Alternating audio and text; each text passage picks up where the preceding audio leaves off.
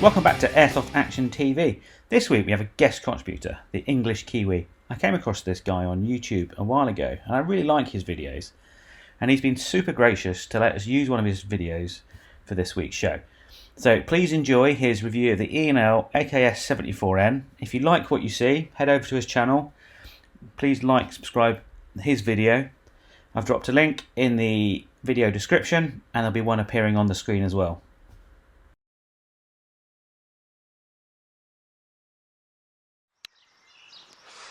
Alright guys, I just thought I'd make this video to let you know there's probably not going to be a proper airsoft video this week on account of me being in the middle of rural Wales.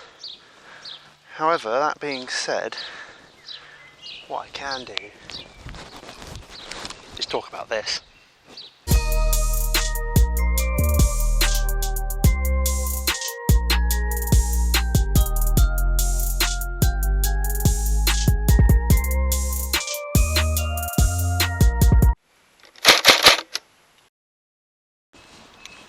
So, as a first for the channel, we're doing a review, or at least my opinions of, the E&L AKS-74N. Basically, E&L's AK-74N. Now, E&L is a company that's made up of two sub-companies, EMI and Landgear. Now, one of them, and I think it's EMI, makes real rifles.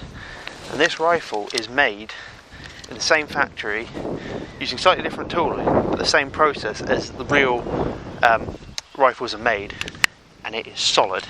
It's steel where it should be steel, polymer where it should be polymer, and wood where it should be wood. Anyway, should we see how it comes in the box? So what do we get in the box with an E&L AK?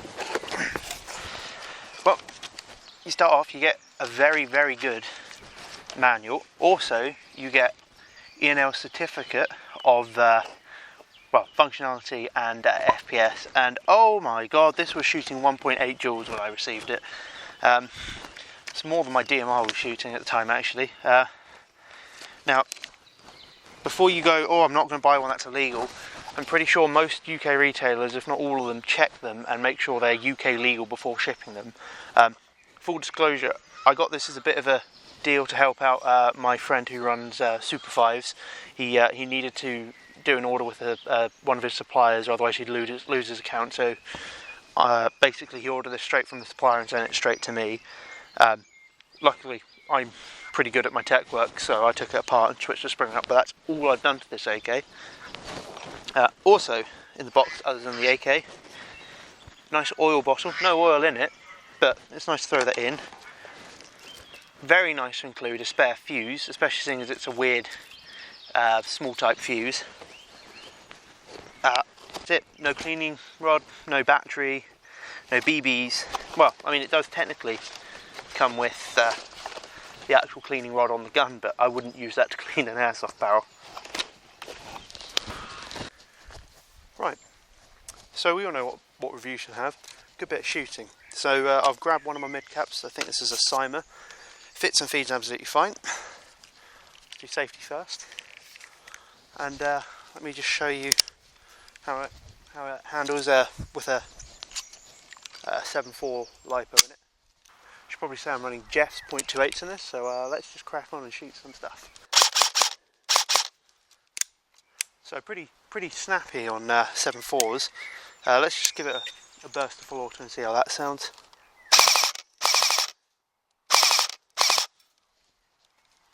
Not bad. Now, I said earlier that E&L is a conglomeration between two companies, EMI and Land Arms. Now, one brings the ability to manufacture a gun to the same sort of standards as a real firearm to the table. The other brings some pretty good airsoft internals to the table. I should probably do a teardown, shouldn't I? What follows is a brief construction montage.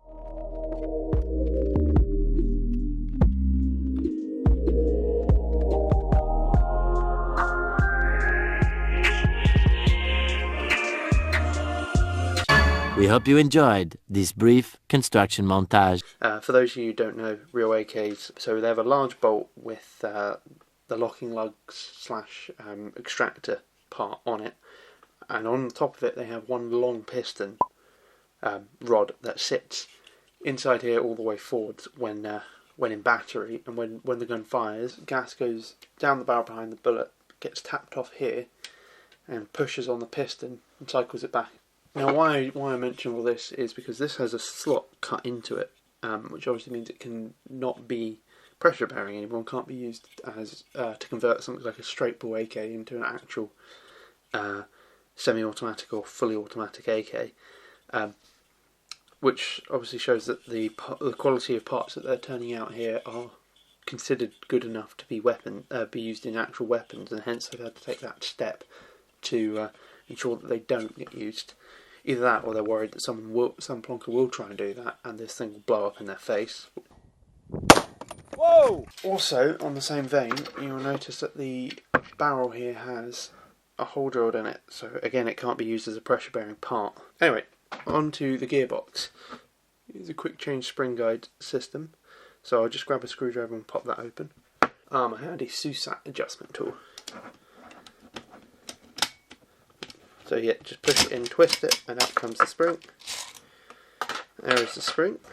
Show you this is steel. That is pretty strong magnets in that, probably Neos. Yeah. That's the spring that I've put in as shed all over the gearbox. Oh well, these are E&L 18:1 gears. It's very nice that they've actually put the ratio on the gears so you know what they are. Oh, are they 9mm bearings? Not bad. I don't even think we had 9mm bearings in Airsoft. I thought it was 6, 7 and 8. Nope, those are 9mm bearings. Fair enough. Very nice. That is polycarbonate, last 3 teeth metal. Ooh. Got a kind of almost air brakey style piston head on it. Second tooth removed though, which is good. That should help with the AOE. Look at that. Pretty good AOE correction there. Pretty happy with that. Full bore cylinder on this, which is good because we are dealing with longish barrels. I think this is a full size AK, so it's a 455, so just on the bottom end of the full bore cylinder requirement really, especially if you're running heavier weights. You can see the O-ring there. Very nice. Trigger mech, just your standard shuttle and contact, so no MOSFET to break. It's an AK, it shouldn't need all this fancy dancy tech in it. Tappet plate delayer chip, which is good. Again, helps with feeding if you try and make this high rate of fire, but very good. Not only have they radiused the gearbox, but they've reinforced it even more. I mean, what are they planning on running in this? This should just hold pretty much anything like that. Very impressed with that, to be honest. Even with the semi-auto brake in there, these are running absolutely fine. Very smooth, bearings look good. Very little vertical play in them either. That is a very nicely done gearbox, so someone's spent some time doing that. That is top quality. That's probably enough of me in my office. Maybe we should go back to Wales. So one of the things I thought I'd do that's a bit different from pretty much every other review is I took it along to a couple of game days and I didn't play with it. I let other people play with it and see how they liked it. So you've seen in Team Name Capture that I put up about a month or so ago, you'll see our mate Lemon playing with it. And more recently I took it along to the SUPAC Members Day and chucked it in the pile there for a couple of the fun games like Trouble in Terrorist Town. Which meant a load of different people played with it, and they all loved it.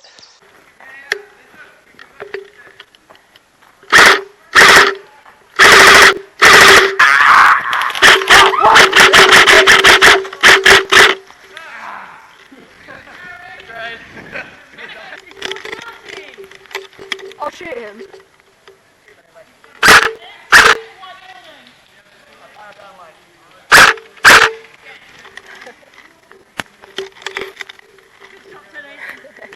Took a few.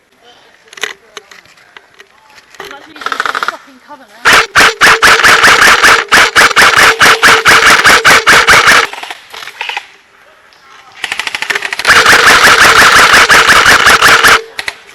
Well, that's probably painful. What can this AK actually do other than, shoot? Well, it's the kind of standard 74, so it's got the folding stock on it and it can be locked away to one side. That locks away and can be released to open up, revealing behind it a side rail mount for either a rail or actually a designated optic. If you want to be heretical, you could put the PSO1 optic on it, the scope of the SVD. No rails or anything on it. This is wood flooring. That's all you really need. I mean, you've got adjustable for elevation iron sights here for distances, I'm assuming meters, from no meters all the way up to a kilometre. This side obviously you got your Russian selector switch, which is safe, full auto and semi-automatic. People are a bit like, oh, why does it go through full auto first? The doctrine behind that is because when you move it off safe, if you move it all the way to the bottom, you've definitely put it into semi-auto. One of the things I love about this is the length of travel on that mock bolt. Pulling back your mock bolt reveals your hop chamber in there, which is a forward and back adjustment. There's no way of locking the bolt open, so you have to hold it open and adjust at the same time, which is a bit of a pain. Removable dust cover reveals the battery compartment at the top of the gearbox. I'm just going to take the battery out so I can show you this. It does have a removable flash hider. Push down a little pin. I'm going to use the mag plate here to release it, and then it just twists off. I think these are 22mm clockwise threads, which is not the best, but still, there you can see your inner barrel with a nice big crown on it. Also, taking off your flash hider means you can remove your cleaning rod. Again, I do not recommend trying to clean your inner barrel with this. You will damage your inner barrel, so don't do that. Oh, tidbit, I was talking about this thing earlier. That doesn't come with the AK, but you can pick them up for tuppence. I think I paid £5 for this, and this is a real AK sling. So obviously with any airsoft gun there are trade-offs, and there are some downsides to this AK. I have 3 mag compatibility isn't the best with these. They're a bit picky, but then again that can be countered, so you just need to find mags that work for you. Again, I found Cyma mid caps work pretty well. Just give some of them need the kind of front loading lip filing down a bit. The hop isn't exactly outstanding, and I mean it's definitely scannable. It's probably in the 40 to just touching 50 kind of meter range, which is definitely usable. However, it can be improved. Like with any gun, there are always downsides, and hops normally aren't the best in most guns. So maybe a new barrel group, but then again, I think the barrels in this is pretty good. Maybe a new hop rubber. Oh, speaking of barrels, when I got this, it was filthy because it did come straight out of the factory. So I gave this a good clean before its first use, and I would recommend to anyone who does purchase, any rifle really, give your barrel a good clean before using it, just in case it's filthy and it jams your gun and breaks it. And finally, the third downside to this rifle, complaint I've had from people, is it's heavy. My response to that is, it's an AK, it should be heavy. It's, stamped steel after all. It's not a light polymer gun, but I still find it so much fun to play with. Then again, I tend to run, L85s, L1A1s, the likes. I don't run the light gun really. So I say to them, bulk up a bit and play with it. So I think it's about time we wrap up this review, thoughts, opinions on the E&L AK-74N. And yeah, I've said there are some drawbacks. A bit picky about mags. The hop-up isn't the best, and it weighs a ton. But I think it is one of the best replicas of an AK going on the airsoft market at the moment. It's heavy, it's strong, and it's got good gearbox internals. I think this would be perfect for anyone who wants a decent AK for skirmishing, a wall hanger, or even for milsims. And for the price, it's around the same as an LCT, not as cheap as a Cyma, definitely cheaper than VFC or Real Sword, and it is just great.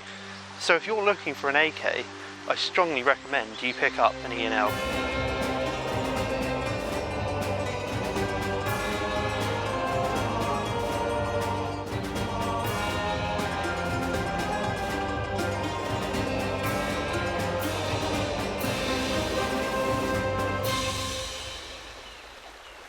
I hope you enjoyed that. Thank you very much for watching, if you're still watching. If you are, consider subscribing and liking and checking out more of my content where I either suck at gameplay, break stuff, or do bad reviews of things. So, stick around, and I'll see you soon. English Kiwi out.